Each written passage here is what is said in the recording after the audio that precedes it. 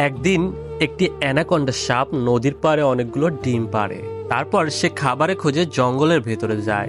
ঠিক তখনই একটি বড় জংলি বেজি চুপি চুপি এসে ডিমগুলো খেয়ে ফেলে। কিছু সময় পরে অ্যানাকোন্ডা সাপটি ফিরে এসে দেখে তার সব ডিম শেষ। বুক ভরা কষ্টে সাপটি কান্না করতে থাকে। কিন্তু আশ্চর্যের বিষয়, একটি ডিম বেঁচে গিয়েছিল। সেই ডিমটি নদীর পানিতে গড়িয়ে পড়েছিল, পানিতে ভেসে ভেসে যাচ্ছিল। ঠিক তখনই একটি দয়ালু বিড়ালের চোখে পড়ে ডিমটি।